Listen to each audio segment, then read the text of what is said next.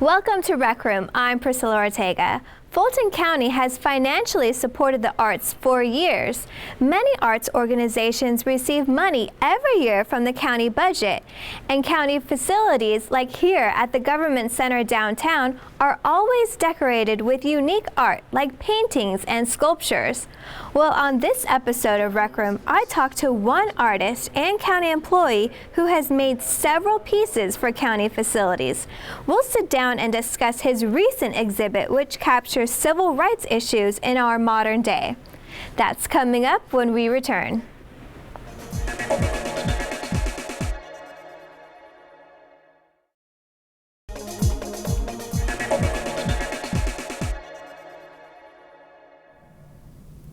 Welcome back to Rec Room. I'm Priscilla Ortega. Joining me now is Richard Allen Decree, who is an artist that's worked with the county since 2007. Currently, he's working on several projects and exhibits, and he's here to talk to us about them. Welcome to Rec Room. Thank you for having me. So let's start off with how you decided to become an artist, or what first inspired you. Well, my mother inspired me. As far as photography, I remember playing around with her camera. And as a teenager, as well as in high school, Gordon Parks was one of my all-time favorite, and really inspired me. Specifically, a photograph he did was called American Gothic. And growing up in New York City, the Schomburg Center really inspired me with a lot of education. So how did you go from photography to architecture? It's pretty much part of me, it's just always been there. I've been influenced by a lot of great images growing up through my mother's eye, as well as just my education background. So growing up, what are some of your first memories of taking pictures and really grasping your talent? Oh, taking pictures in Central Park, high school, being part of the yearbook committee, and moving on to becoming a photo editor at the college paper. Always been a part of me, and now I had the opportunity to really do something that I thought was really meaningful, which was basically working through taking pictures of civil rights. That's really, it was important, looking through old pictures as well, and looking at some of the greats. Okay, so let's talk about that. That seems to be a lot of what your exhibits are focused on, is civil rights. Correct. Well, both my parents were very active in the civil rights movement, and part of the lessons that I learned, as well as having a background in African American studies and also majoring in it in college, that's always been very dear to my heart and subject matter. So talk about one of your most recent exhibits. I Bear Witness, protest, politics, and redemption songs. So the exhibit is cross-generational of both past and present events that have been going on and current events that have been going on. So talk about some of your recent pictures that you have. Sure. The most recent picture that I've taken that's in the exhibit was what happened in South Carolina, the shootings, as well as the controversy of the Confederate flag, as well as images of student protests of the Black Lives Matter. So, as well as historical images of iconic civil rights leaders like C.T. Vivian, John Lewis. And what is the experience when you're actually there and taking these pictures? Well, when you're in the zone of taking pictures, you're focusing on pretty much the motion and anticipating the next shot. And a lot of times you have to almost remove yourself from being part of it, but actually documenting it. Is the notion of I bearing witness, it encompasses that I'm witnessing an event. I don't have a political side at that moment, but at the time I'm capturing the motion. I'm also capturing the mood and the feeling of what's going on at that time. And how has the mood changed from the beginning when you first started taking pictures involving civil rights to currently these days? Well, currently I keep myself abreast with current events as well as history, and I really don't see too much of a change, but the media has changed with Twitter and so on. I think that the issues are still the same.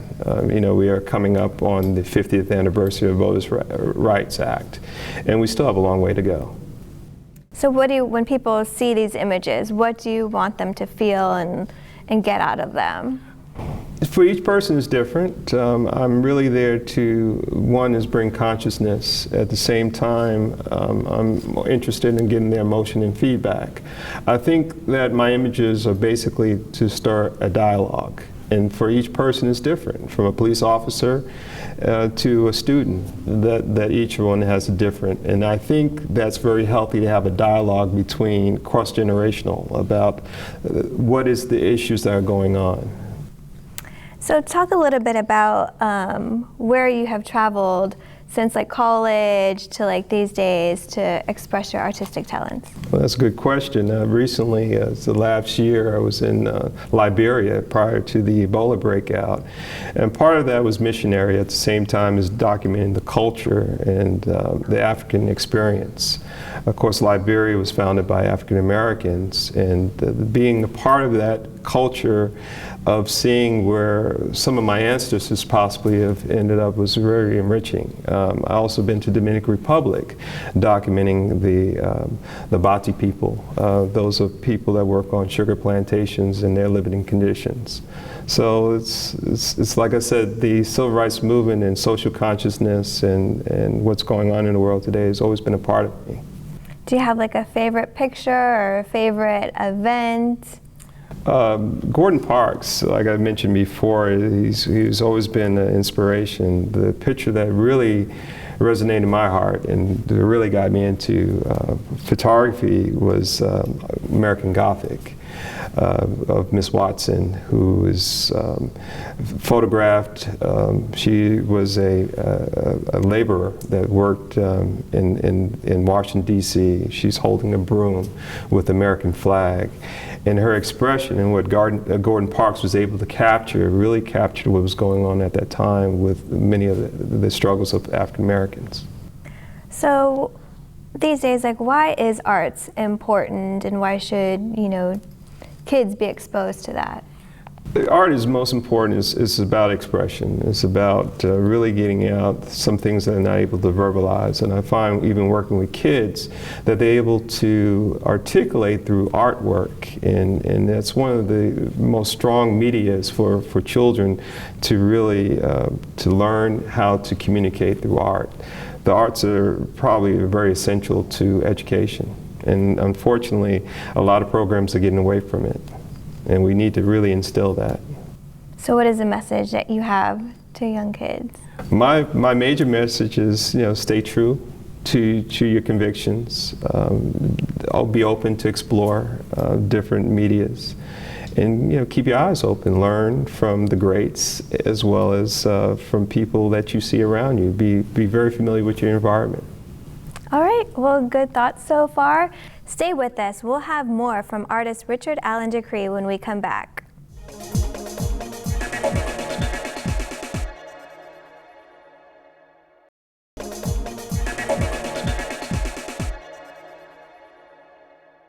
Welcome back to Rec Room. We're continuing the conversation with Richard Allen Decree, who has currently worked on a number of Fulton County projects. So let's talk about some of the more popular projects you've been working on. Yes, currently the Fire Station 15 as well as the South Fulton Police Station are currently the two projects that I've been working on. And what is your involvement in? Project management as well as design. Typically my role is space planning as well as do architectural conceptual designs and working with various architectural firms for the county.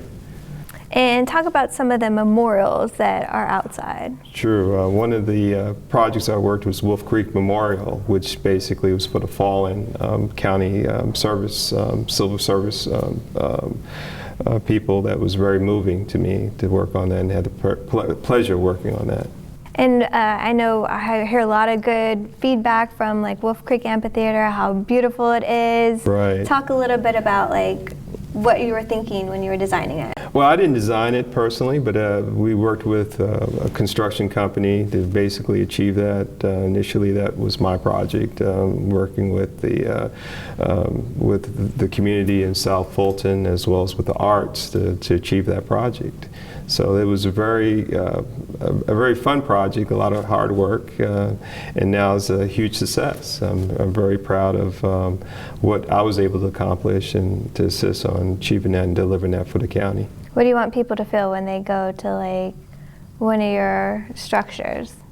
Well, I want to make sure that the Fulton County citizens are satisfied that we maintain an ear and listen to some of the things that they need and achieve that. I just want them to feel good about what their participation was in the process of seeing these structures and continue to serve the county. And any other projects you want to talk about that you worked on with the county? We have a lot of projects working on, some with the DA's office. We have a number of projects going on with the county that are on the books. Yeah. And for someone that is young and thinks they might be interested in architecture, what advice do you have to them?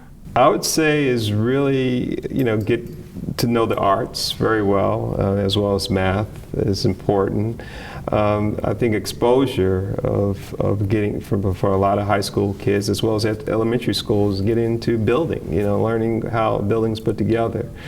I think mentorships are very important, especially where people that are professionals like myself can go into middle schools and elementary schools and kind of expose kids to what it is to be an architect or interior designer or engineer. Those are very important lessons that they can learn at an early age by being exposed to those fields. So you've done photography, you've done architecture. What are your next steps? My next step is another exhibit I'm working on, currently focusing on a blending of both architecture and photography. And my interests are urban as well as the vernacular architecture, which is in rural Georgia. So that will be my next exciting exhibit, which I've been kind of working on now. Well, we've gone over a lot of topics. Is there any final comments you have? I just appreciate the opportunity for FGTV to definitely, give me a little shine. And so thank you so much. And thank you, Richard DeCree, for talking with us and sharing your experiences.